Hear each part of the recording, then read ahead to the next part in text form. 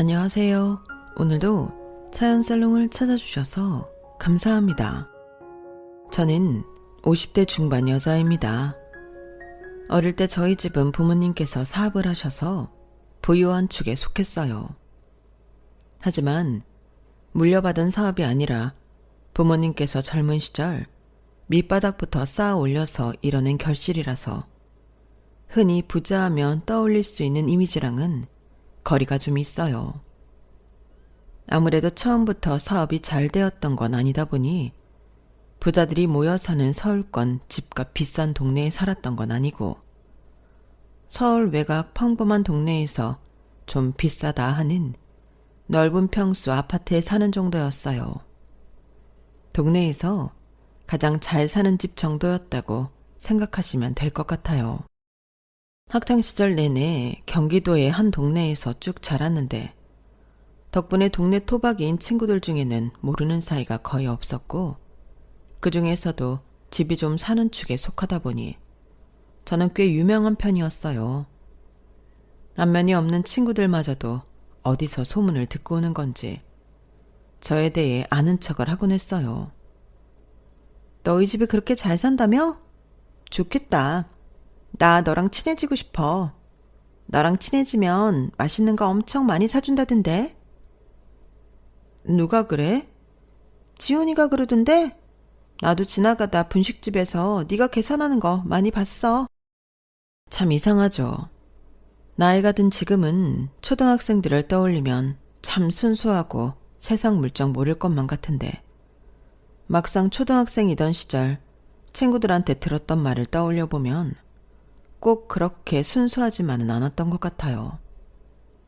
당시에는 좋아하는 친구들이 맛있는 걸 사달라고 하는 게 제게 큰 부담이 아니었고 주머니 속에는 늘 부모님이 주신 용돈이 들어있었기에 안 사줄 이유가 없었어요. 그렇게 한 번, 두 번 친구들에게 간식을 사다 보니 어느새 그게 당연해져 있더군요.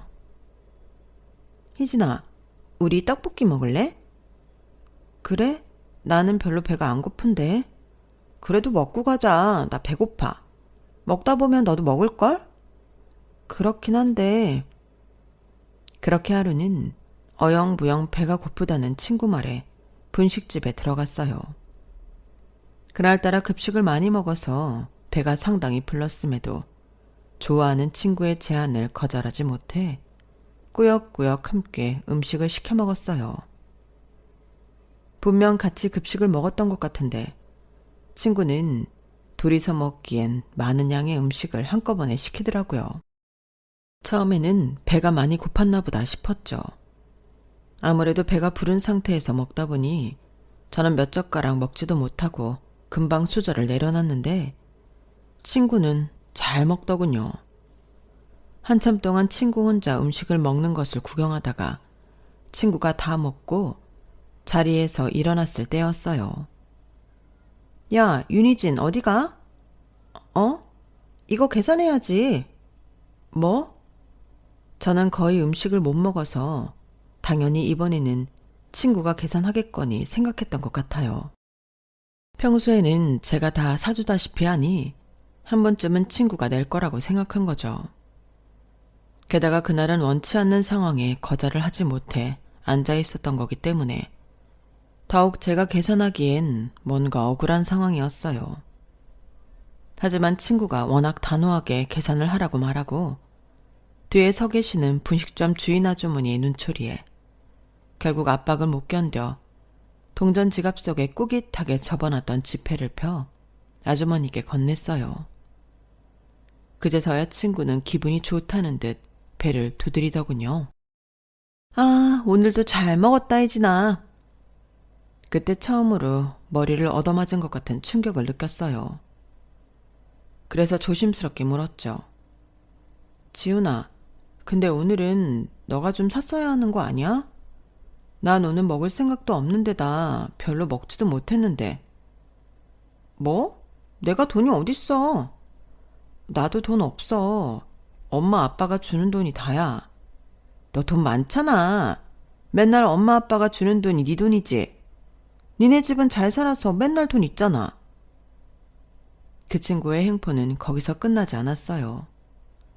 그날 일이 저에게 큰 충격을 줬음에도 저는 가장 좋아하는 친구라는 이유만으로 그 친구를 놓지 못했고, 그 친구는 저희 집에 놀러와서는 비싸 보이는 물건은 다 달라고 요구하고, 거절하면 절 나쁜 친구 취급했죠. 하루는 제가 혹시나 싶은 마음에 친구를 시험해보기로 했어요. 정말 작은 거라도 친구가 저를 위해서 사준다면 지금까지 해온 모든 행동을 저만의 일방적인 오해라고 믿을 수 있었어요. 지훈아, 오늘 너무 덥지 않아? 우리 아이스크림 먹을래? 그럴까? 난 좋지. 네가 사는 거지? 아, 그런데 나 오늘은 돈이 없어서 네가 한번 사주면 안 돼? 뭐? 안 되지. 나 돈 없다니까? 나는 맨날 사주잖아. 아, 됐어. 그럼 먹지 마. 나 안 먹어. 그렇게 당하고도 안 돌아오던 정신이 그땐 정말 번쩍 들었어요. 본인이 먹고 싶다는 건 순수하게 다 사줬는데 저를 위해 더운 여름날 아이스크림 하나 못 사준다는 친구를 제가 왜 친구라고 믿고 있나 싶더라고요. 굳이 제가 노력하지 않아도 그때부터는 서서히 마음이 멀어져 가면서 자연스럽게 멀어졌어요. 왜 자신을 피하냐는 친구의 말도 아무렇지 않게 무시할 수 있었고, 그렇게 절친한 친구에서 완전히 어색한 사이까지 멀어질 수 있었죠. 하지만 제가 고등학교 3학년이 되자 상황이 크게 달라졌어요. 고등학교 올라갈 즈음부터 아버지 사업이 휘청휘청 한다는 건 대충 집안 분위기로 알고 있었는데 3년을 버티지 못하고 아버지 사업이 크게 망해버렸어요. 그때부터 우리 집안은 급격히 어려워졌어요. 학교에서 나름대로 유명했던 만큼 집 형편이 안 좋아졌다는 소식도 빠르게 번져 너도 나도 모르는 사람이 없게 되더라고요. 저를 부러움으로 보던 눈빛들이 대놓고 동정심 가득한 눈빛으로 바뀌었어요. 처음에는 덤덤히 받아들이려고 했는데 제 마음도 모르고 한마디씩 얻는 친구들 때문인지 학교 생활을 하는 게 너무 힘들더라고요.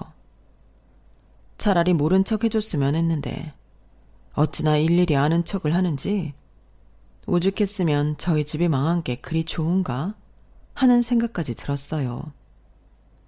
다행히 시기상 졸업을 앞두고 있었고 3개월 정도 힘겨운 학교 생활을 마치고 저희 집은 더 집값이 싼 곳으로 이사를 갔어요.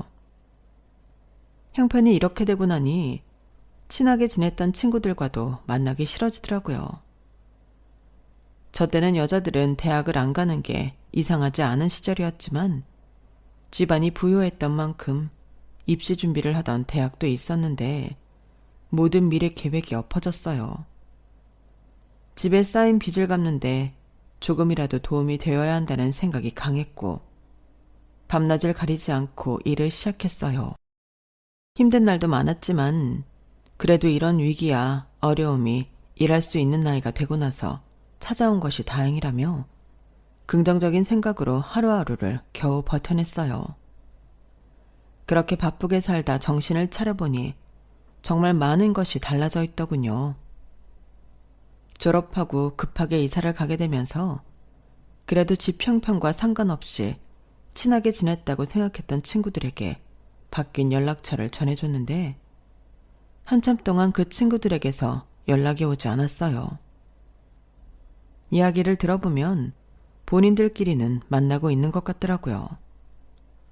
서운하기도 했지만 어차피 닥치는 대로 일을 하느라 쉬는 날이 얼마 없어서 약속을 잡기도 애매했고 약간의 대인 기피증까지 생겨서 저 역시 연락을 하지 않았어요. 그렇게 살다 보니 제 옆에는 연락만 가끔 주고받는 단 한 명의 친구만 남았어요. 오히려 학교 다닐 때는 친하게 지내지 않았던 친구였는데 늘 저와 친하게 지내고 싶어 했던 친구였어요. 다른 친구들과 마찬가지로 저희 집 형편 때문에 저랑 친해지고 싶어 한다는 생각에 멀리했던 친구였는데 막상 제가 어려워지니 제 곁에 있어주더라고요. 생활고에 치여 잘 만나지 못하는데도 묵묵히 제 이야기를 들어주고 제 곁에 있어주는 고마운 친구였어요.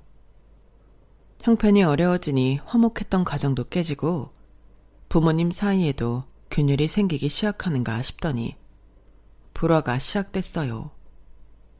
매일 엄마는 아빠를 원망하고 아빠는 엄마의 감정을 보살펴주지 않으셨어요.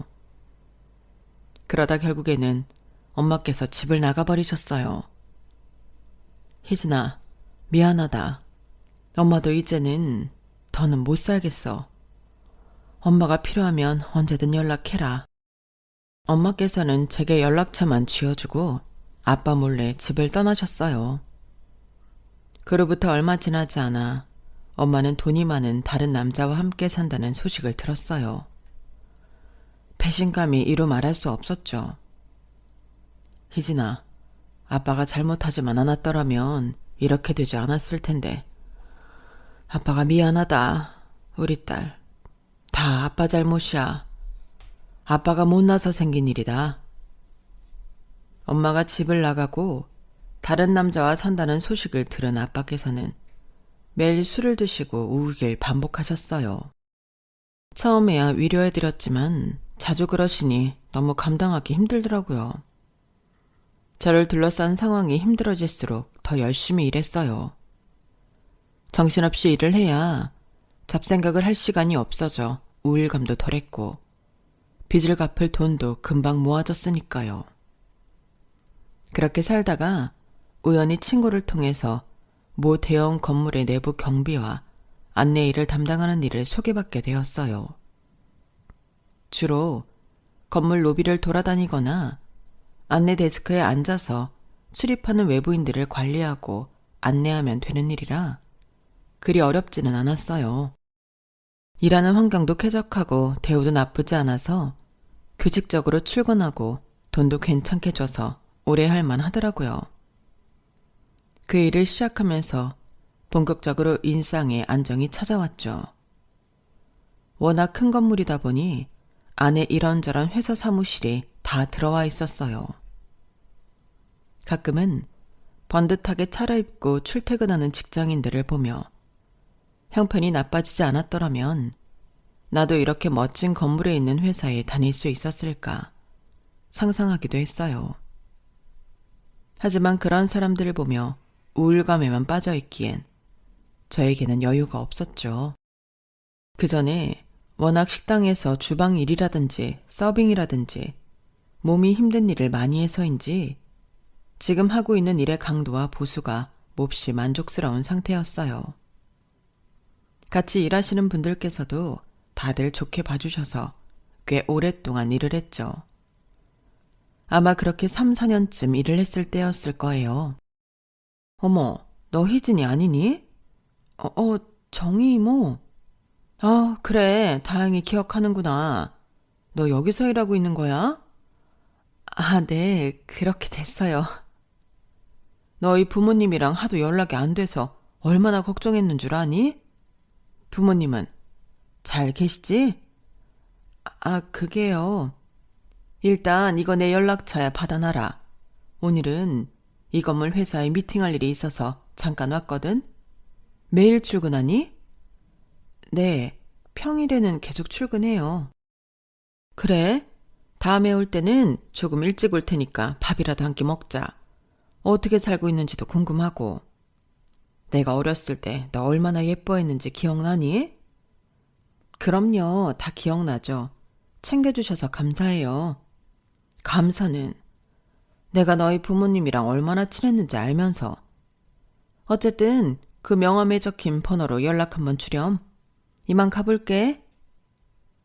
생각지도 못하게 로비에서 만난 건 아빠 사업이 잘 나가던 시절 아빠와 가장 친하게 지내던 분의 와이프셨어요. 부부끼리 워낙 친하셔서 어렸을 때 저희 집에 놀러와서 가족끼리 식사도 자주 했고 놀러도 갔었죠. 사실 집이 그렇게 어려워지고 나서부터는 저를 알던 누군가와 마주치는 것에 굉장히 불편함과 두려움을 느꼈지만 그분은 예외였어요. 그만큼 가족처럼 편하게 느껴지는 사이이기도 했지만 무엇보다 이렇게 힘들게 살던 와중에도 늘 생각나는 사람이 하나 있었거든요. 바로 정희 이모의 아들이었어요. 저보다 2살이 많았는데 또래 남자들과는 달리 성실하고 얌전한 분위기였어요. 늘 공부도 상위권을 유지해서 가족들이 칭찬을 아끼지 않았고 그 나이답지 않게 배려심 깊고 따뜻한 면이 있어서 어린 마음에 몰래 좋아했었거든요. 지금 제가 사는 모습이 많이 초라하긴 하지만 그래도 가끔 그 사람 생각은 나더라고요. 어떻게 살고 있는지 그 오빠라면 지금쯤 이 회사 로비에서 보는 사람들처럼 어엿한 직장인이 되어 있지 않을지 그런 상상도 참 많이 했어요. 그런데 이렇게 정희 이모를 마주치다니 정말 인연이라는 게 뭔지 신기하더라고요. 나중에 정희 이모와 연락을 주고받게 되면서 저희 가족 소식을 전했고 이야기를 들은 이모께서는 무척 안타까워하셨어요. 사업이 위기에 처하고 이모도 경영을 하시는 분이라 어떻게든 도움을 주려고 하셨지만 잘 되지 않으셨다고 했어요. 그래도 그때까지는 연락이 꾸준히 됐었는데 사업이 망한 이후로는 아이의 소식이 끊겨서 저희 가족을 찾기 위해 노력을 많이 하셨지만 쉽지 않으셨다고 하더군요. 그래도 이렇게 열심히 살고 있는 모습을 보니 참 기특하네. 아니에요. 당연히 해야 할 일을 하는 건데요. 그래도 너희 엄마가 딸은 곱게 키워야 한다고 어찌나 이지중지 키웠었는데 이렇게 딸이 고생하는 건 모르고 힘들다고 혼자 그렇게 떠나버리냐, 떠나버리길. 그 말씀에는 저도 씁쓸한 웃음을 지을 수밖에 없었어요. 저에게는 엄마가 남기고 가신 연락처가 있긴 했지만 차마 연락을 못 하겠더라고요. 그렇게 소식이 끊긴 지도 한참이라 저도 엄마께 먼저 연락할 용기는 없으면서 괜히 원망만 들었어요.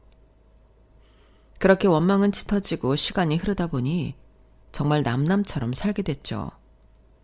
이모께서도 대충 상황 파악은 되셨는지 잠깐 뭔가 고민하시는 얼굴을 하시더니 갑자기 제 2손을 덥석 잡으셨어요. 너 나랑 일해볼래? 네? 네가 어렸을 때부터 얼마나 똑똑하고 성실한 앤지 내가 다 아는데 집안 형편 안 좋아졌다고 그 좋은 머리 썩히고 있는 게 아까워서 그래. 지금 하고 있는 일에 나름대로 만족하면서 다니고 있는 것 같아서 제안하기 조심스럽긴 하지만 어떻게 생각하니?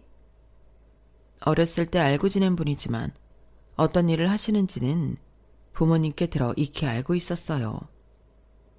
이모께서는 이름만 들어도 다 아는 모 대기업 호텔의 사장이셨거든요. 그런데 갑자기 같이 일을 하자고 하시니 당황할 수밖에 없었어요. 너무 감사하긴 한데 제가 보시다시피 대학도 못 나왔고 할 줄 아는 게 없어서요. 뭐가 걱정이니? 일이야 배우면 그만이지. 내가 도와줄 테니까 그런 부분은 걱정하지 마. 정말 그래도 될까요? 나한테 이력서 한 장만 써서 보내줘. 호텔에도 여러 부서가 있거든. 어디서 일하면 좋을지 보고 알려줄게. 너처럼 똑똑하고 야무진 애는 적응만 하면 금방 할 거야. 그렇게 말씀해 주셔서 감사합니다. 감사는 무슨, 나도 힘들 때 너희 엄마한테 도움 많이 받았어. 서로 돕고 살아야지. 그리고 나 직원 아무나 안 쓴다. 네가 쓸만한 인재 같아서 쓰는 거니까 그렇게 빚진다 생각할 필요 없어. 아무렇지 않은 척하며 감사의 인사를 표현했지만 정말 울컥하는 순간이었어요. 제가 매일같이 부러워하던 자기 일을 하는 직장인이 된다고 생각하니 정말 두근댔어요. 제게는 기회가 도무지 없을 것만 같았던 새로운 일에 대한 도전이 가슴 벅차게 설레더라고요. 제 이력서를 검토하신 후 이모께서는 생각보다 다양한 일을 해본 제 이력에 놀라시면서 하나씩 도전해보고 가장 잘 맞는 부서에 저를 배치해 주시겠다고 했어요. 이모께서는 당장 일을 그만두고 넘어오라고 하셨지만 나름대로 만족하면서 정붙였던 고마운 직장이라 적어도 그달 말까지는 일을 하고 그만두겠다고 말씀드렸죠. 흔쾌히 허락이 떨어졌고 다들 제 소식을 전해드리니 진심으로 기뻐하며 축하해 주셨어요. 남은 근무일 동안은 편하게 일하라며 배려도 많이 해주셨어요. 그렇게 행복한 마음으로 남은 근무일 동안 열심히 일을 하고 있었는데 돌이켜보니 그 일을 하면서 참 많은 일이 있었던 것 같네요. 야, 이게 누구야? 세상에, 너 윤희진 아니야? 아, 맞네. 명찰에 적혀있네, 윤희진. 야, 나 생각 안 나? 생각나지. 오랜만이다. 졸업하고 아무리 네 소식 알아보려고 해도 아는 애가 하나가 없더라. 뭐야, 여기서 일해? 어떻게 사나 엄청 궁금했잖아. 여기서 일하고 있었어. 와, 진짜 네가 이런 데서 일하고 있을 거라곤 학교 다닐 땐 상상도 못했는데. 제가 마주친 사람은 하필이면 어린 시절 손절했던 지훈이라는 친구였어요.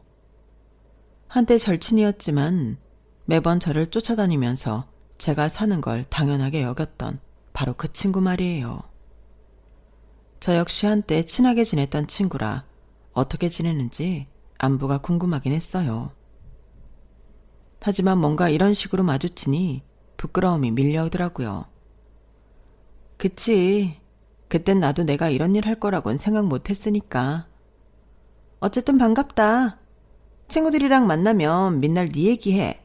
너 연락하는 친구는 있어? 그냥 유미하고만 가끔 연락해. 유미? 유미랑 안 친했잖아. 그러게, 어쩌다 보니 그렇게 됐네. 다른 애들도 너 엄청 보고 싶어 해. 나 여기 위에 회사에 붙었거든. 앞으로 자주 보겠다. 나중에 친구들한테 회사 놀러 오라 해서 같이 보자. 그래, 그러자. 취직 축하해. 여기 다 좋은 회사밖에 없던데. 그치?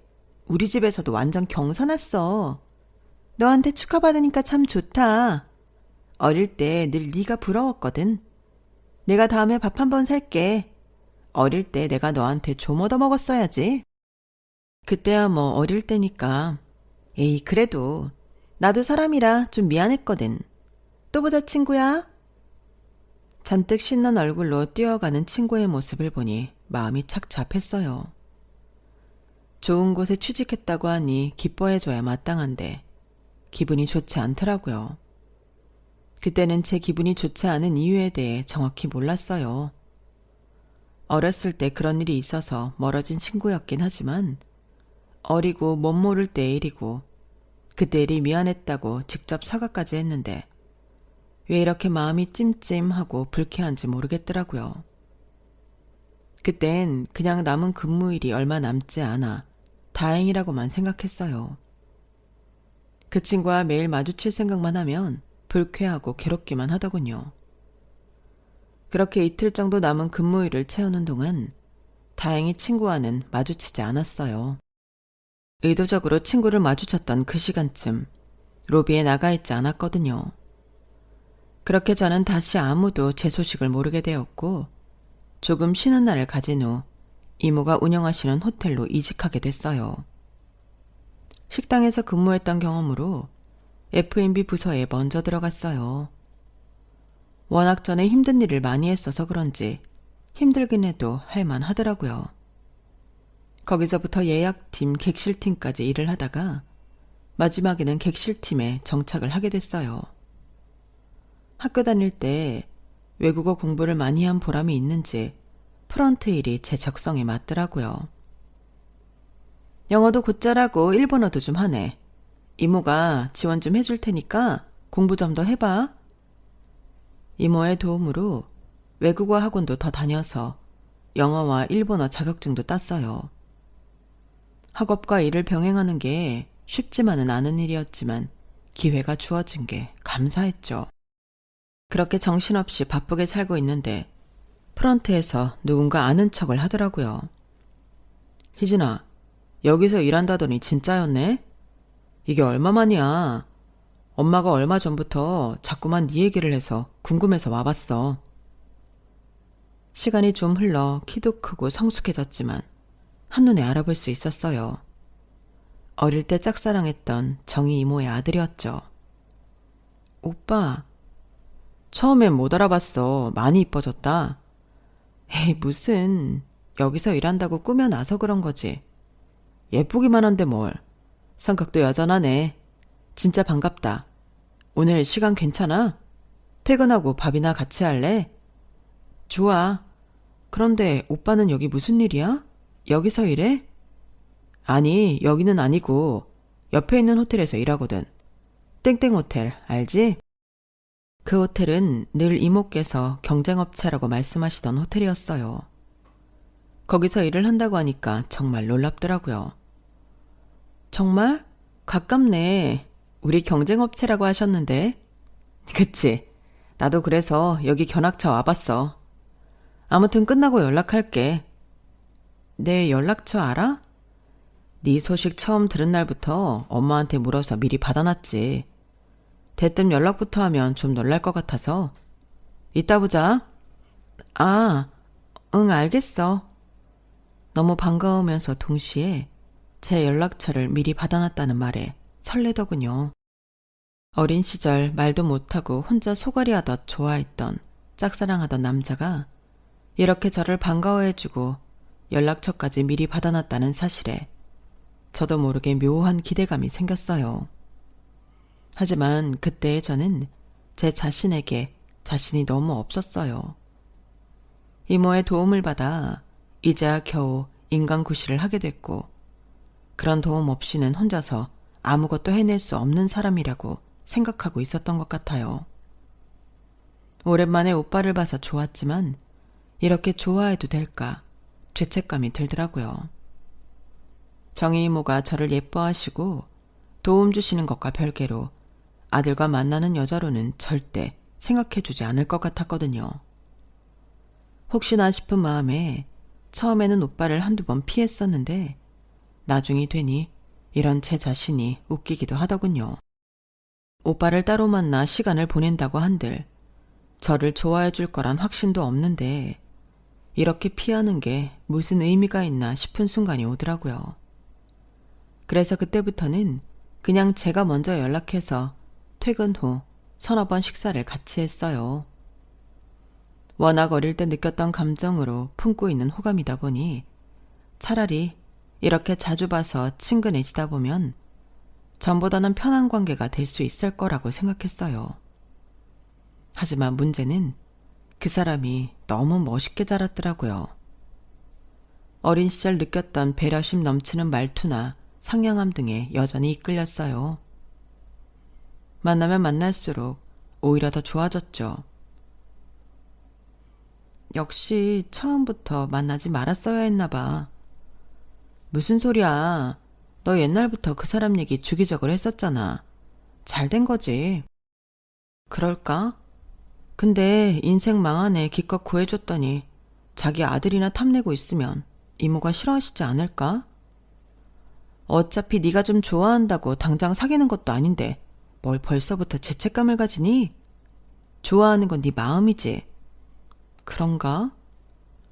털어놓을 데가 없어 유미에게만 고민 상담을 했지만 유미는 제 복잡한 마음도 모르고 걱정하지 말라고만 하더라고요. 유미의 말을 듣다 보니 그래, 사귀는 것도 아니고 좋아하는 건데 그것도 안 되나 싶어서 저도 에라 모르겠다 싶더라고요.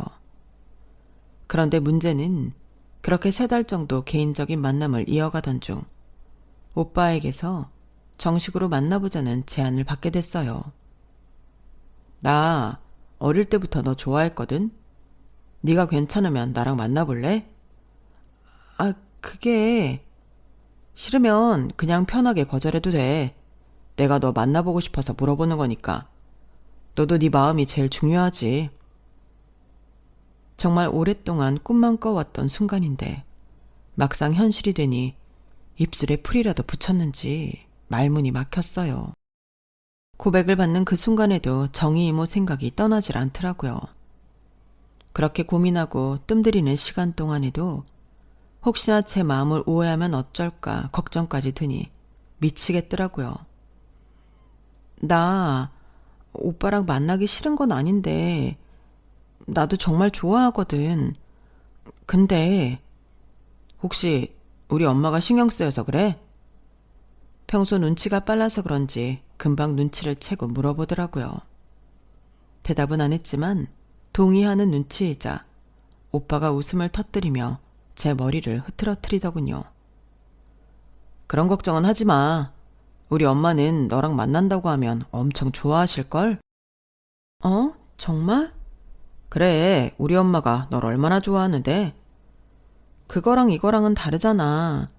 일 괜찮게 하는 직원으로 좋은 거랑 아들이랑 만나는 여자가 좋은 거랑은 다르잖아. 그러니까 전자도 맞지만 후자로 좋아하실 거라고. 맨날 너 같은 며느리 있었으면 좋겠다고 노래를 부르시던 분이었는데 아무리 생각해도 그건 저희 집에 잘 살 때 이야기인 것 같지만 그때야 더 물어보진 않았어요. 솔직히 저도 이 상황이 싫기는커녕 너무 기뻤고 늘 상상만 해봤던 순간이었기 때문에 그렇게까지 말을 해주니 그냥 모른 척 넘어가 버리고 싶더라고요. 혹시나 이모께서 알고 화가 나셔서 저를 자르거나 하신다면 그것도 어쩔 수 없겠다 싶을 만큼 오빠가 좋았어요. 하지만 오빠 말대로 이모께서는 정말 너무 기뻐하시더라고요. 세상에, 희진아, 너 우리 영훈이랑 만난다면서? 정말 생각 잘했다. 어? 너 혹시 영훈이가 못되게 굴면 바로 이모한테 말해라. 이모가 아주 혼쭐을 내줄 테니까. 이모, 괜찮으세요? 제가 영훈 오빠 만나도. 얘는 무슨 소리를 하니? 내가 이 일하면서 젊은 여자애들 얼마나 많이 만나보는 줄 알아? 요즘 애들 중에 너 같은 애가 없어. 걱정하지 말고 너는 열심히 일하고 우리 집에 시집 올 준비나 해라. 아이, 만난 지 얼마나 됐다고 시집은요.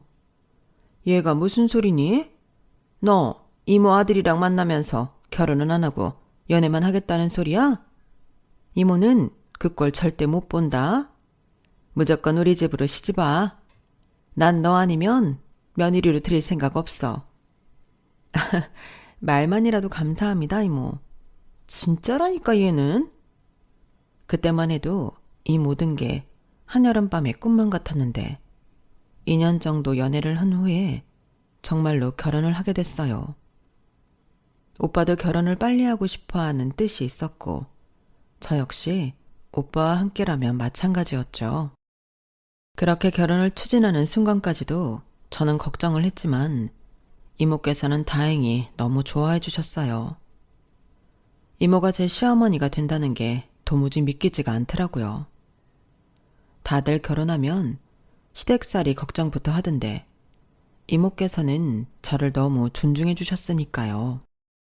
그렇게 결혼하기 직전 이모께서는 뜻밖의 소식까지 전해주셨어요. 나랑 우리 남편이 너희 아빠 설득해서 니네 엄마 찾아서 만나고 왔다. 네? 정말요? 그래도 엄마 멀쩡히 살아있는데 상견례는 해야 하지 않겠니? 엄마 잘 지내세요? 너한테 미안해서 면목이 없다고 나 붙잡고 한참을 울더라.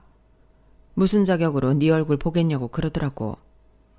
연락처 받아왔으니까 결혼식장 들어가기 전에 둘이서 한 번은 만나봐. 너 영훈이랑 결혼한다고 하니까 너무 좋아하더라. 연락 안 한 지도 못 보고 산 지도 오래라 어색했지만 가슴 깊은 곳에 항상 묻어두고 살던 그리운 엄마였어요.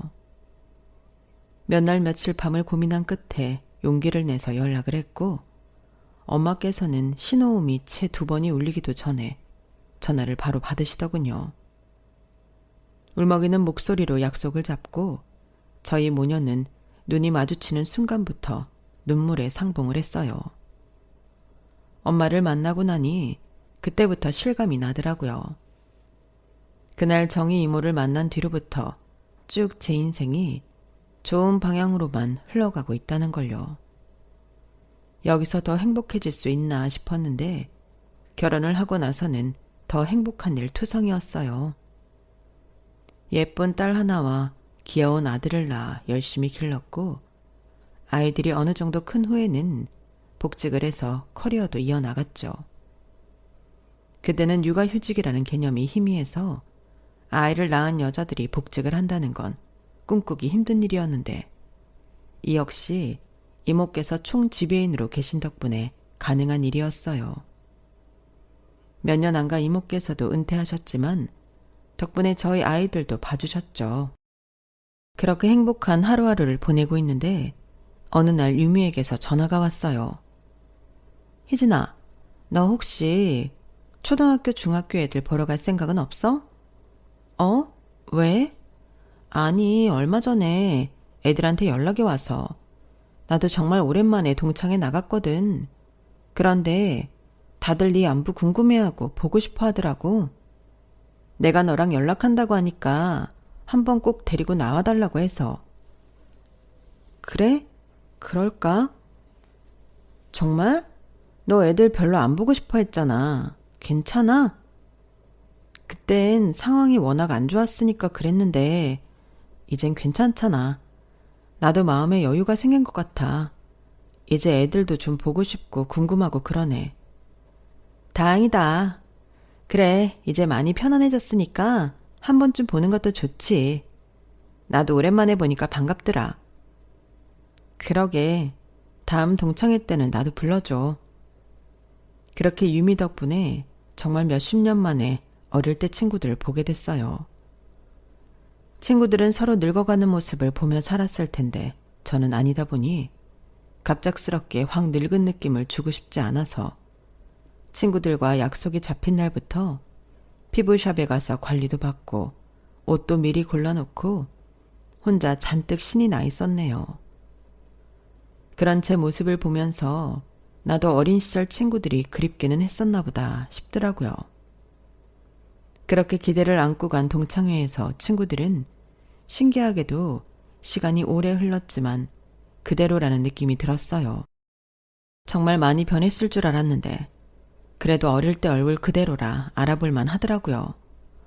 아니 이게 누구야? 윤희진 아냐? 니네 어쩜 이렇게 그대로니? 너무 반갑다. 다들 잘 지냈어? 너야말로 잘 지냈니? 네가 졸업하고 연락 싹 끊어서 얼마나 궁금했는지 몰라. 어쩌다 우연히 유미랑 연락이 닿았으니 망정이지. 아니었음 평생 얼굴도 못 보고 살아야겠다. 그러니까 유미 덕분이지. 진짜 그동안 못한 얘기가 너무 많다. 어떻게 살았는지 이야기 좀 해봐. 왜 애들 연락 다 끊어버린 건데? 우리 진짜 서운했다. 대충 알고 있을 줄 알았는데 우리 아빠가 사업이 망하셔서 급하게 이사를 가게 됐었어. 정신이 없어서 니네한테 인사도 못했네. 늦었지만 미안해. 아니야. 그런 거면 당연히 이해 가지. 이렇게 만난 게 어디야. 너 완전 우리 학교에서 공주였는데 고생 많았겠다. 그럼 지금은 어떻게 지내고 있어? 결혼은 했니? 결혼해서 애도 둘 있고 잘 지내고 있어. 남편은 뭐 하는 사람이야? 어떻게 만났는데? 집안은 좋니? 야, 무슨 허구조사 당하러 온 것 같다. 천천히 물어봐. 그리고 무슨 본 적도 없는 남편 얘기를 그렇게 물어. 내 근황에나 관심 가져주라. 야, 남편이랑 시댁이 네 근황이니까 그렇지. 결혼하고 애 키우는 여자들이 뻔하지 뭐. 아니면 뭐 너 일이라도 해? 아, 일하고 있지. 호텔에서 일하고 있어. 호텔? 설마 호텔리어 그런 거야? 그치. 어디 호텔인데? 사실은 여기 바로 옆에 땡땡 호텔 알지? 뭐? 땡땡 호텔? 여기 정도로 좋은 호텔이잖아. 그러니까 그렇게 큰 호텔에 다니고 있다고? 우연찮게도 동창회 모임이 남편이 일하고 있는 호텔에 있는 뷔페였거든요. 제가 일하고 있는 호텔 쪽 방향을 가리키면서 말하자 친구들이 다 깜짝 놀라더군요. 정말이야? 완전 성공했다 너. 성공했다며 축하한다는 말을 건네는 친구도 있었지만 분위기가 뭔가 묘하게 싸늘했어요. 유미만 뿌듯한 얼굴을 하고 있고 나머지는 약간 못 믿겠다는 얼굴로 저를 보고 있더라고요. 그러다 갑자기 몇몇 친구들이 나서더군요. 야, 얘들아. 호텔에서 일한다는 게 중요한 게 아니야. 무슨 일을 하는지가 중요한 거지. 호텔에서 일하는 사람이 얼마나 직업군이 다양한데. 객실 청소부일 수도 있잖아. 아, 하긴 그러네. 너 혹시 아직도 경비 일해? 너네들 기억하지? 나 다니는 회사 건물 경비였다니까, 얘가. 그때 너무 반가웠는데 쪽팔렸는지 얘가 금방 관뒀다고 하더라고. 너 그렇게 애매모호하게 직업 얘기하는 거 아니야. 아직까지 그 건물 경비로 다녔으면 우리 회사 직원이라 했겠다? 우리 회사는 무슨, 너 소속기관만 일하고 잘렸잖아. 야, 조용히 안 해? 자기들끼리 뭐가 그렇게 웃긴 건지 서로 헐뜯으면서 노는데 어렸을 땐 몰랐지만 커서 보니 정말 저랑은 안 맞는 부류였어요. 물론 안 보고 지낸 세월이 하도 기니 변한 모습에 적응이 안 되는 거기도 했겠죠. 얼굴 표정이 잔뜩 굳어있는데 지훈이랑 친구가 다가와서는 갑자기 경례 포즈를 취하더군요. 너 지금 뭐 하는 거야? 아니, 너 오랜만에 일하는 거 보고 싶어서. 경비들은 경례 이렇게 하나? 경례 하나는 끝내주게 잘하겠네.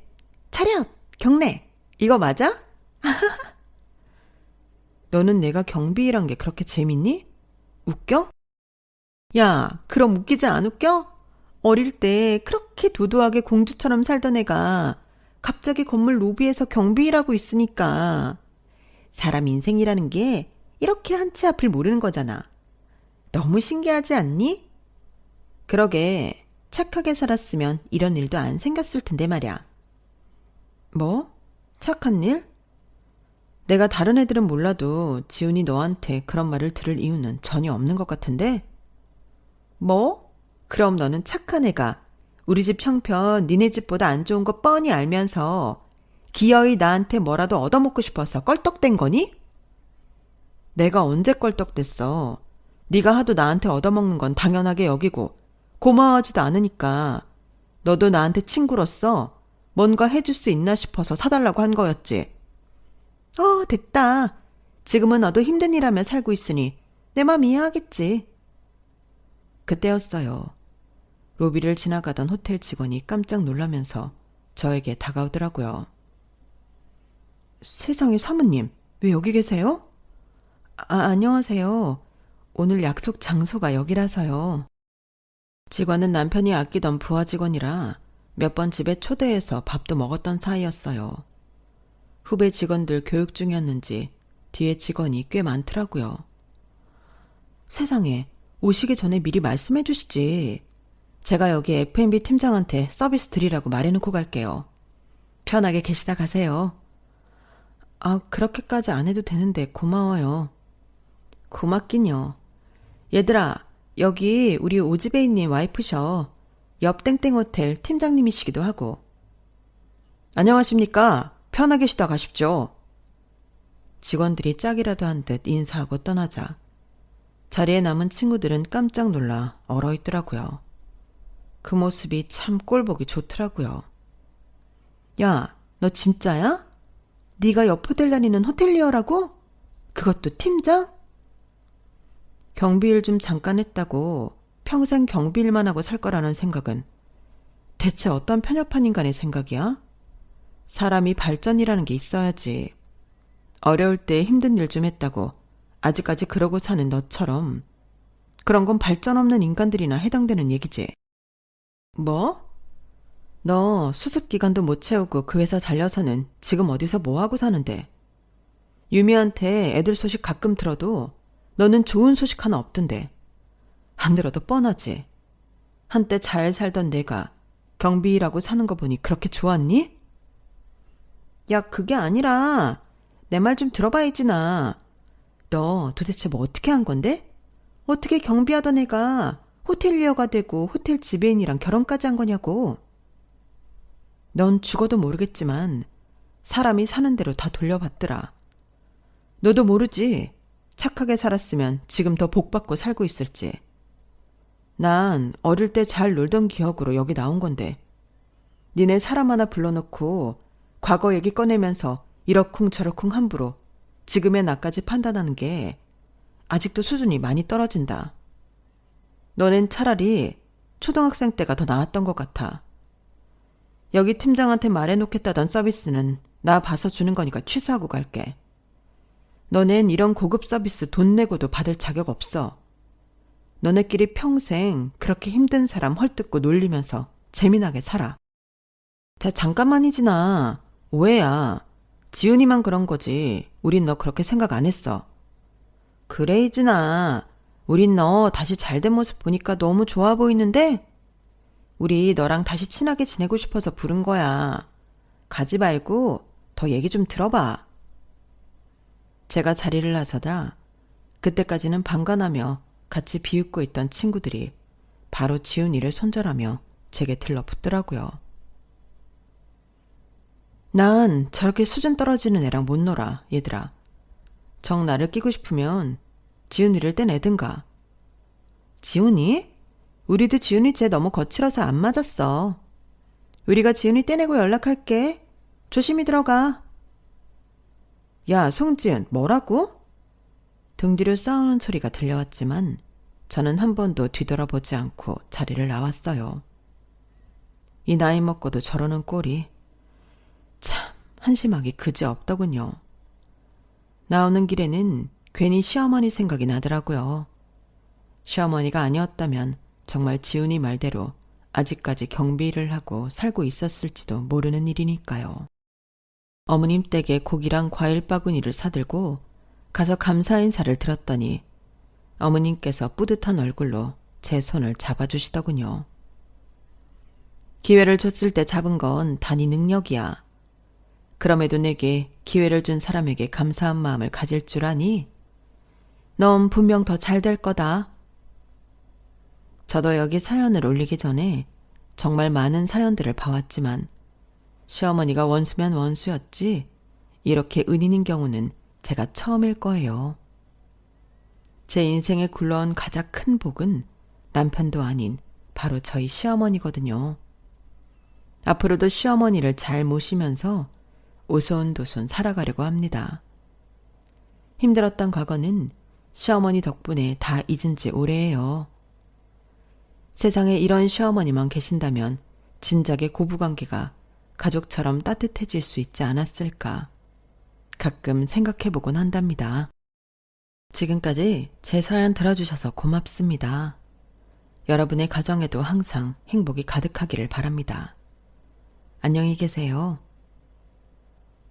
여러분, 사연 댓글에 응원과 현명한 조언 부탁드려요.